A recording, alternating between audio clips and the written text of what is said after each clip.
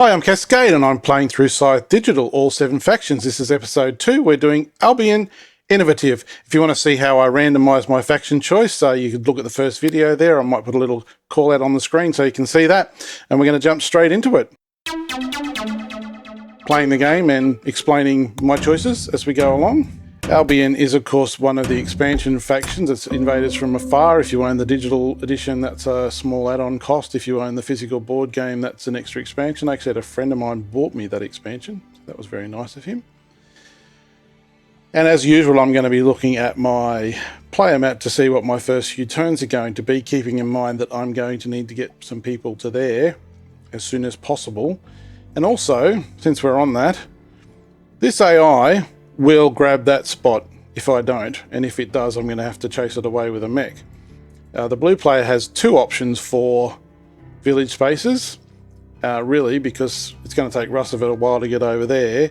If this was a 5-player game, if you weren't playing with the expansions, this would be quite a decent choice. But in a 6-player game, if you're blue, just going there, you're really asking for trouble, because that is the only spot that green can get to for village within maybe like 10 turns or something. So really, green has to have that space. If you as blue go for there, you're just painting a target on your back for green to go after you in the game. However, we know that this is what's going to happen, so I wouldn't even mind so much if that was a feature of a simpler bot, like an easy or a medium level bot, but this is the hard bot. I just don't think they have revisited this since they had the expansion to see how it actually interacts with the other expansions properly, because clearly green has to get here no matter what, and if blue gets in green's face on their first or second turn, well, you really don't have any choice. Okay, so keeping in mind I want to get there with a person as soon as I can, I could literally just move on my first turn. That's not a very exciting first turn. If I am playing a faction that does not start on a village space, and Polonia is in that category too, as is the Nordic faction, if I choose to not move on my first turn, can I set myself up to do this bottom action? I could trade and produce and then do that. That's 3 whole rounds, by which time blue will definitely be there. And as much as I really don't like moving on my first turn, I think that's exactly what we're going to have to do. So this guy's going to have to get out to there. Yes, I do want to move, thank you. And the green faction does not have the double move. It does not have the speed mech. So in order to get one of these encounter spots, we have to get our hero out into 2 moves anyway. If you watch the previous one, I did talk about how getting your speed mech out so you can get your hero out to this, wherever the corresponding encounter spot is. In this case, we're going to have to move a couple of times anyway. And the faction ability for Albion is putting these flags down. They're rallying points, and I'll talk a bit more about them when they come up, but generally speaking, you just want to put them out every single time, because maybe you want to keep one for later, but we're not going to be, this hero character is not going to be traveling particularly far, so just put them down. Just put them down, get them out of your supply. That does count as a space that you occupy for end-game scoring. If you don't have anything else there, if nobody else has anything there, that will count as one of my spaces. Just put them down. Just put them down if in doubt, unless you really know what you're doing. And that's turn 1. So then what are we looking at? We're looking at getting more people out, of course. So I've got produce and that. If I trade first for metal and then produce, I can build my mech straight away on that turn. So let's do that. Let's buy some metal. I don't know that worrying too much about upgrading at this point is going to be too big a priority. But at least we can start doing this. And this is kind of a common early game thing. Trade, produce. Sometimes people overlook the trading aspect, and trading's a bit of an odd term for it. You really sort of, I explain it to people. I say you're going to the market and you're buying resources. You're not trading one lot of resources for another. You're trading a coin for 2 resources, which is really more like a marketplace than a trading thing. That is one of the terminologies inside that players get stuck up on, and also I think it puts them off and they think, well, you got to produce resources, that's how you do it in every other Euro game. No, in this one buying resources is as valid and as important as producing resources. Okay. Does any of these particularly matter at this point in time? Probably not. This one maybe, because we might want to get across to here. But I think we're just going to unlock the rally because it is kind of the faction ability, really.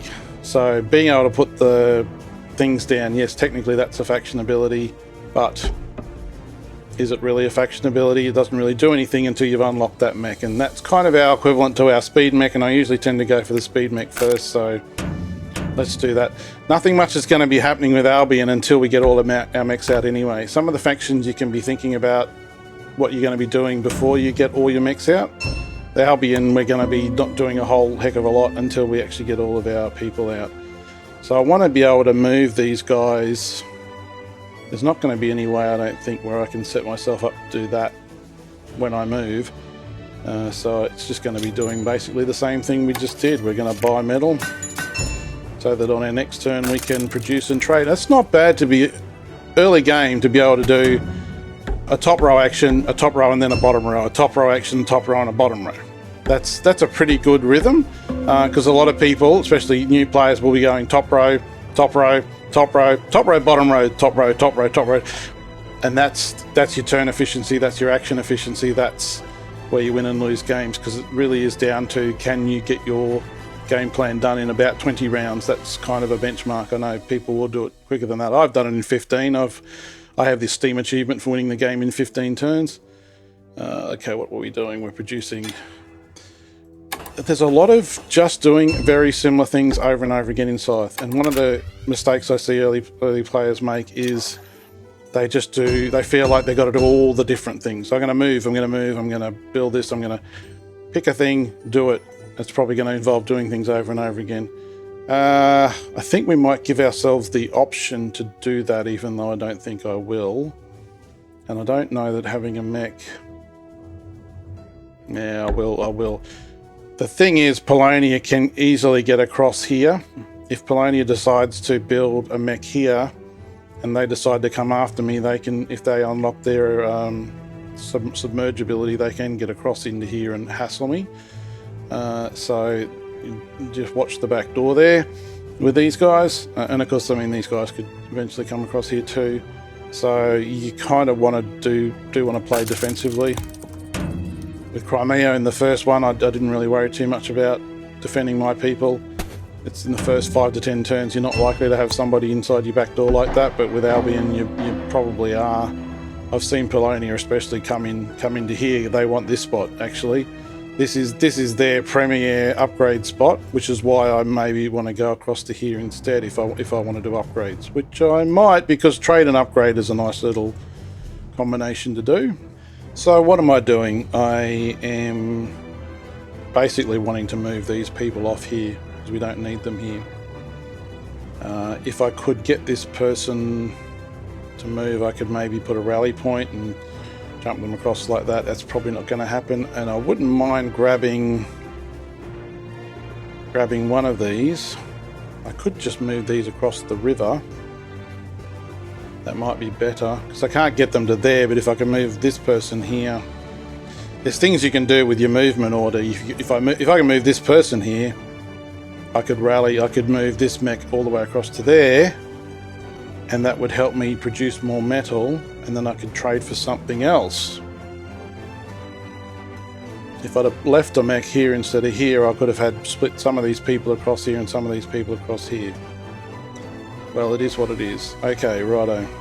So, but I really would like to do my enlistments, although my enlistments is tied to moving, and I'm not sure that I want to be doing a lot of moving, although I could just take coins.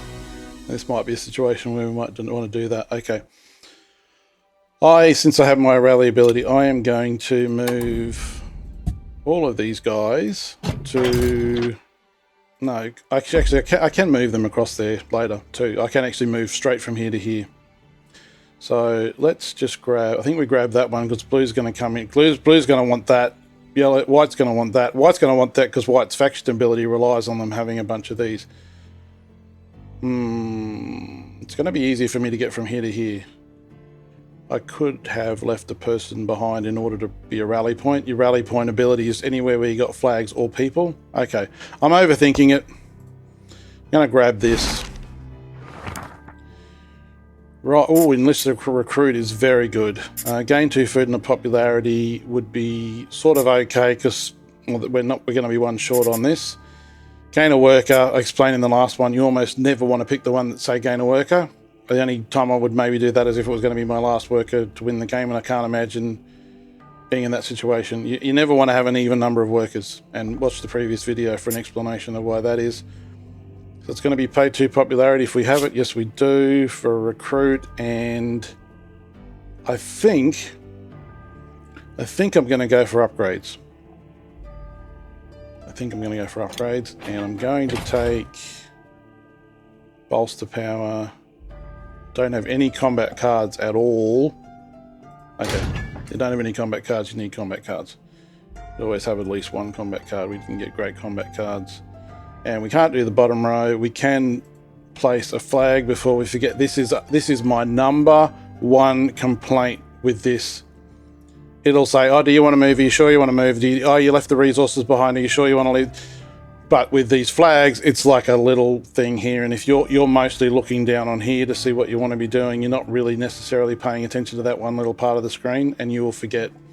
And I have rage quit out of this digital edition more times because of that than anything else. And we can't do the bottom row, so we end.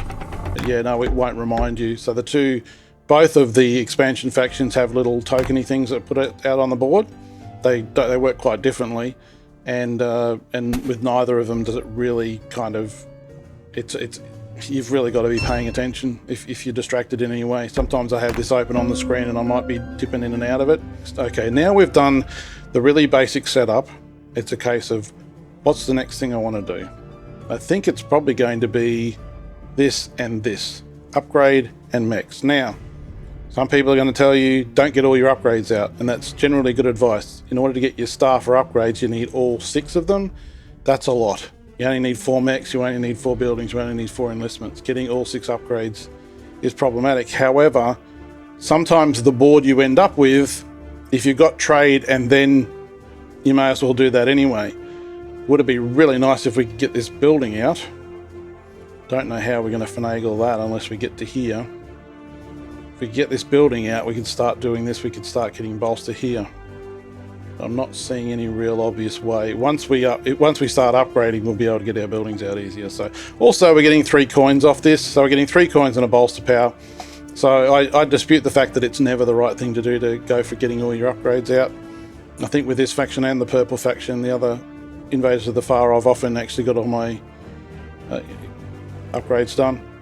So do I want to produce and then I produce and then that? I can't do that, so can't do either one. Okay, whichever one I do, I'm not going to do the bottom row action. So which one's going to be better to do first? Really don't think it matters. And we can't do the bottom row action. But that's okay. Sometimes there's that phase of the game where you're positioning everything to get it where you can then start to do the, and in this case, trade produce, trade produce. It's not always trade produce, but it's sort of the classic thing. Okay. We can have, you know what, we don't actually need 2 metal. Oh, I'm not going to undo my turn. That's alright. We'll probably maybe start collecting wood or start collecting this. I don't think I'm going to go for my enlistments, and I can hear a bunch of people screaming that no, you got to get your enlistments out first. We shall see. We shall see. Okay, usually bolster first, but I don't know that we're going to bolster. There's no point having extra spaces. We might want to get an extra coin on here actually, which is kind of an unusual thing to do. Or we might find ourselves in a position where we're starting to be attacked and we need to build our bolster up quickly. So let's go for that anyway. And actually if we go for that, we can get our remaining mechs out. It's It's maybe not super powerful move because we're only getting a coin there and we may not want to be spamming production. Some games you don't do a lot of production. You do it initially and then you stop doing it. Especially if the bottom row action isn't really compatible with everything else. But we do at least get a coin. In the back of my head I'm thinking, how can I get a building? How can I get that building maybe? Well, now that we need less metal. Yeah, see, there we go. They probably are not going to get up in our face and attack us, especially since they're down there. But I probably want to unlock my mechs to get my other abilities on the mech, which is what I'm going to do anyway. And already I'm regretting the fact that I took all that metal because I really don't need all that metal. We're building a mech now anyway. So next time we trade we can buy one of the other resources we don't have access to. Right, so where I defend, we're going to defend. I really need people out there too. I'm probably going to want to attack, bring that person across there so that I can get my hero across here. They've already taken that encounter token though. So really don't want to attack with Albion until you've unlocked that other combat ability as well. And that's generally the case anyway. You really shouldn't be attacking until you get all 4 mechs out, generally speaking. Everything's generally speaking.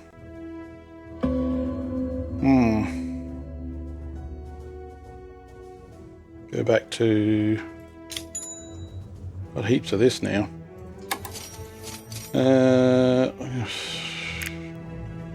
Just trying to decide where I want to put them. I think... yeah, let's deal with this. Okay, let's start doing that. And then I'm actually going to...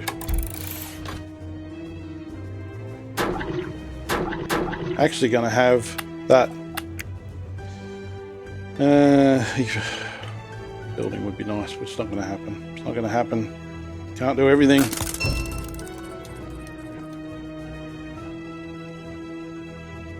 We're about to build our 4th mech. That's good. Or... no, we're not about to build our 4th mech. We're about to build our enlistment. Yes, let's do this. Prioritize this. We're okay for mechs. We're really kind of not okay for power. I'm really conscious of the fact that I'm... so yeah, you know what? We're gonna start doing that. Yes, we need lots of that. What I generally tell new players is do one thing: get all your mechs out. Make that your priority, or your enlistments. Usually it's one or the other. It could be your upgrades. It could be you're just getting your bolster power up. Pick a thing and just do that, and orientate your own turn. And maybe you're only doing it really every other turn most of the time, unless you're Russ of it. They've got their own thing happening. However, we're into more advanced level play now, and I can keep a mental track of the fact that I've only got 3 mechs, knowing that I can build my 4th mech pretty much any time I want. So it can sit on the back burner for a while. I can look at getting some upgrades that are going to help me get some other things, and if I'm just going through this trade now, I've left myself with not enough of that, but that's okay. So we're going to have to buy one of those, and we're going to have to buy one of those because we want to be able to do the bottom row action, but that's okay. It just means we won't be able to do this every other turn. Will it be like a 3-turn cycle? I think it's going to have to be this production thing. You should almost never be producing on 3 squares, and if you are, it's because you've got your mill out, because that essentially gives you, I say squares, they're hexes of course. I'm not going to be doing this, so I'm going to be unlocking that for a future thing. If I do that, then I can do that on my next turn. Okay, crisis averted. So yeah, really we're prioritising our enlistments in the hope that we start getting piggybacking on what other people are doing. If I was playing this in real life, I'd be looking at the player boards. I find that a bit of a hassle. There are kind of ways you can do that in here, but I do kind of find that it's sort of more hassle than it's worth. I'll just concentrate on what I'm doing, and that's 2 points and a combat card, and we will do that because we've got a few to go on. Oh, we've already done that. Well, we get a few. We'll get a coin out of that, and so we can have a look here and see. Blue has... I actually can't see that because where my webcam is. White has only one, so we're going to get some off white. So I should have a look. Blue, I think I can go down here. Blue's only got 2 out, so that's 3, 4, 5, 6 points. That's worth because of the number of mechs that are left to get out on the board. And we may as well have popularity on the off chance we get a... Yeah, the only reason you need popularity at this point in the game is if you get an encounter spot that requires you to spend popularity, which the white player really needs to focus on. The white player, you can be in this position where it's like, oh, that could have been a really cool thing I could have done if only I had another popularity. So, because they get to do 2 of the encounter spots. And I don't think we're doing any more encounter spots for the rest of the game. Okay. Producing, yeah. So what we've actually got is a sort of a rhythm across 3. We produce, we get metal in that, then we trade, we get an upgrade, oil in that, and then we do that and we do that. So it's a little three round thing, and because we're getting some bolster from here. Oh, I wish I could have had that, but you can't do it all. And that is the last of the... I'm aware of the fact that they could come storming in here, but I'm also aware of the fact that they're kind of undefended. Might be nice to move this up somewhere useful. And that's a start for... And then now... I'm going to have a look and see how many stars everyone's got. That is down here, but it's not always easy to see. Right. So, yeah, it's usually around about the time I get my first star that I start to actually look and think, okay, where are other people up to? If you're playing in real life, you'd be a lot more aware of the fact that people are getting stars, usually because somebody's saying, can you put that up there for me, you know? Whereas in this, it's really easy to get locked into looking at your part of the screen. We might have a look at our objectives as well. Control the factory at the end of the turn and have the highest power. This is really hard to pull off. I mean, in theory it sounds very simple, but then you find out that attacking happens and your power gets reduced. Or I was playing one game and this woman who was sitting opposite me, and every time I was ready to move and my power was the highest, she'd put her power up. This happened for about 4 or 5 turns, and I got so hyper focused on doing that one thing that I ended up not winning the game because I could have been looking at my board state there. Control a territory with your character, 1 mech, exactly 1 work, and at least 5 resources. That's probably doable. That's probably doable as a sort of last move. So your ending turn in Scythe, sort of more often than not, probably, if you have control of the game, if you have 5 stars and you're about to get your 6th star out, it's not a move action where you spread out as much as possible, because each hex that has one of your pieces on it is yours, is for points, and then you do some action like an objective, or maybe your bottom row action is building your final building, or maybe you're attacking and getting a combat star. So it's going to be some kind of move, not always, but this is often a good end game move is to move, do your objective, do something else, end game. Nice, so we'll keep that in mind. Okay, so we don't have a wheat for our enlistment, so let's just go ahead and get that. We don't need to get oil this time, so it's just going to be... We really don't need more than 1 wheat either, although we could get 1 so that we could do this over and over, but I'm trying to decide if I am even going to bother with any buildings at all at this point. If I did, it would probably be to put it on this space so we can continue to milk this for points. And it would be nice to have this one if we're going to plan on doing that as a long-term thing. So let's grab a wood. And at this point, it almost doesn't matter. I'm going to get that because it gives me an option that if for some reason I just have a bunch of oil, that could happen because somebody leaves some lying on the board and I happen to go and attack them and take it off them. You know, just lying around. I might want to not necessarily get any resources, but I might want to get that. With a 3 popularity, it's probably not likely I'm going to cross over that line into the next band. The popularity really kind of only matters if you're able to get up into the next band, and I think with these guys that's quite hard to do. Some factions have an easier time of it than others, especially since our end game is probably going to be combat again, as it was in the last one. I don't know where we're going to get points from if it's not going to be from combat. And that's going to be tricky with this faction to do too, because we don't have the speed mech. So you'll also notice that I didn't go for a factory in the last game, and I'm probably not going for one here either. So we'll talk about the factory at some point, but most games I don't have a factory card. Unless there's a really good reason for it or an opening up, I don't usually bother. Okay, what am I doing? Choosing the bottom row. Do I really only have... Is this really my last upgrade? No, there's 2 there. Oh yeah, they're all on build. Maybe if we get our build down to the point where it's costing us only 1 wood.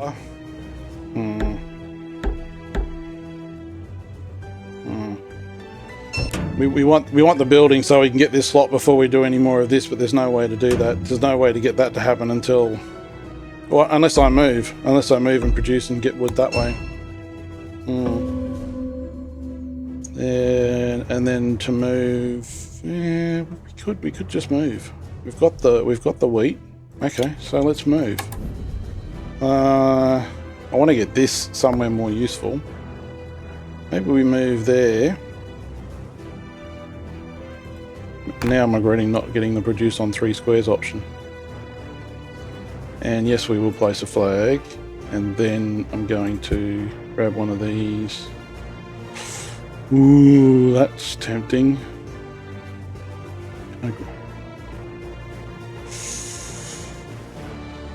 I have got a 5 combat card. Anytime you're moving, you really should be thinking, is it reasonable for me to attack? There's 3 metal just sitting there. Can't think of any good reason to not do that. They could retaliate back from here. Also, I don't know whether they moved on their last turn or not, whether they can immediately attack me back. You know what? I've got a 5 combat card. Let's do that. Okay. Sometimes you change your mind of what you're doing in your turn because you look at the board and you're like, oh wow, I could actually do that. Before combat, where you attack opponent loses 2 power. I don't think they have 2 power to lose, do they? I didn't need to move both mechs up. Well, I can do that. I can get rid of some low value combat cards and hold on to the 5, and I don't have to spend any bolster at all. That's good. That's a good option. If you can get rid of trash combat cards. And that's a star. And we've got some metal to play with, although we're not hurting for metal. And we can do that. And we get a star for that. There's 2 stars in 1 turn. The most stars I ever got in 1 turn was 4. That was a real life game with the guy who taught me to play and my 2 children. And it took me, 2 of my children, I should say. It took me about 5 or 6 turns to set it up, but once I saw that I was playing Saxony and I could do 2 combat and get both of my objective cards because they're both positional things. So that was that's the ultimate move. Move, combat stars, objective, positional based objective, 4 stars in 1 turn. I think theoretically you could get 5 with Saxony. I did work that out, but that's very, very theoretical. If you'd have to do that and also do a bottom row action that also gives you a star, and then you could potentially get 5 stars in 1 turn. But you would have had to have done an awful lot to get there, and probably have a board state that was just highly, highly unlikely to happen. Okay, so we've got enlistments. We've got. He's come across to there. Why? He's still only got 2 workers. Because the AI couldn't get that spot, he never went there, and he's still 2 workers. But he's got 4 mechs and a whole bunch of buildings. That's okay. That's interesting. Wow, that's thrown me for a loop. Oh, I was meant to bring them across to the thing to build the furniture, and I got all caught up in my attack and didn't do it. Okay. Well, sucks to be me. Okay, let's continue with our upgrades. Let's continue with our upgrades. That means we're gonna we may as well, even though we're potentially giving coins to our neighbours, we may as well. We're gaining the other 4 factions on the board. We're gaining points against them. We're just not really gaining points against our nearest neighbours. Not really. I'm gaining 2. They're gaining 1 each. It's kind of even Stevens, really. I often would choose to not do it if it's only going to get me 2 coins. Especially if I think one of my neighbours is likely winning or doing pretty well anyway.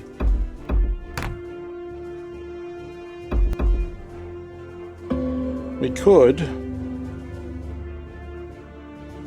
could start going for popularity. We're down here, 1, 2, 1, 2. Because we don't need this, if we just simply choose to not build this building here, or I can get the wood and build the building there, and actually that'll give me a popularity anyway. Okay, let's build that darn building, even though it's probably too late to do it. Yes, we want to do that, and we want wood. Let's put the wood over there where it's better defended. And now that we've got 3 wood, we only need. Yeah, we're only gonna. You know what? I will do that. Because if I move those off there, because I've only got 1 upgrade left to do, and then so by the time I build the building that would give me the bonus on here, I'm not using this space anymore, unless I choose to spam it for the coins. But I think I want to maybe move these somewhere.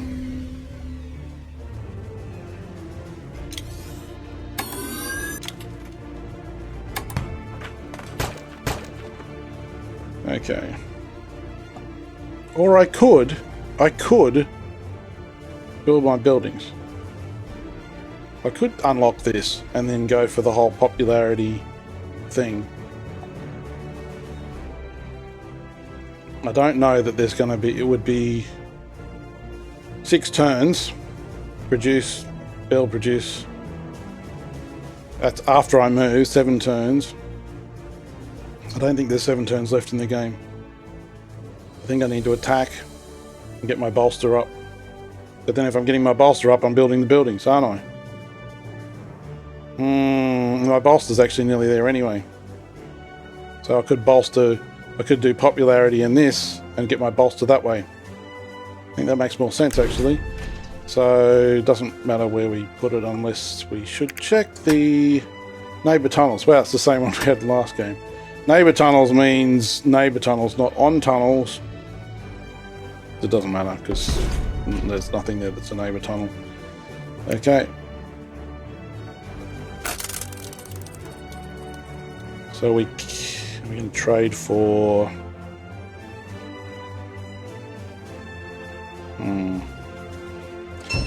Trade for what? Or just go on popularity? No, we need to trade because we're 1 short, unless we choose to do this first. That'll give us 2 points. And then we can do the popularity thing. Okay, I'm also conscious of the fact that this is happening.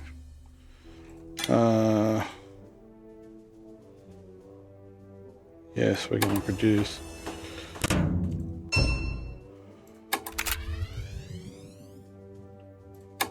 Yes.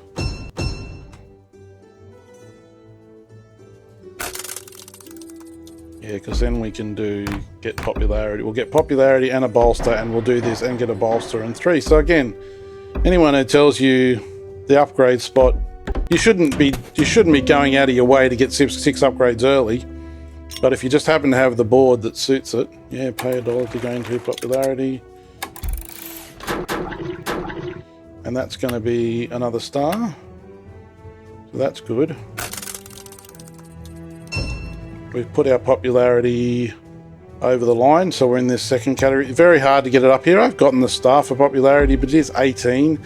And once you go over this mark here, it's very hard to kind of justify going all the way up there. We are one off getting the thing for that. We'll get that on our turn after with this. So let's go for... I don't actually really need to produce because I've got that just sitting there. So I could do that. Or I could move and attack. Move and attack and then do that. And that'll give us a star. So we'll get a star on this turn for attacking if I can find a place where I can do it. I really don't want to lose all that popularity by attacking them, but there might not... Oh, here we go. We've got people being very clever with the AI. This is probably going to be it here.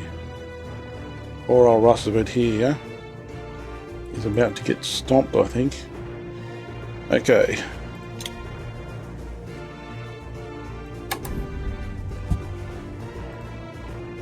Is there a lot of point me moving both? Take the resources with me.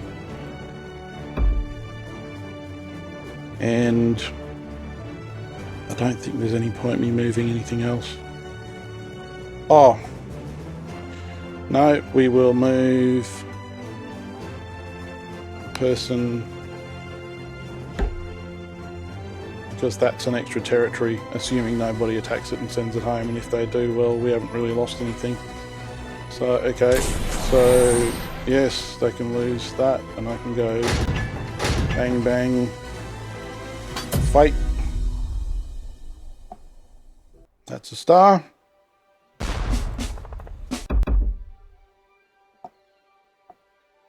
thought I had one left to go. Okay.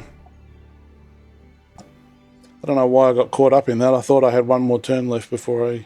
Oh well, we won. I won. But no, I don't know that I won. I ended the game. Yeah, I don't think the AI is coming back from that. It's a relatively low scoring game. I could just skip this, but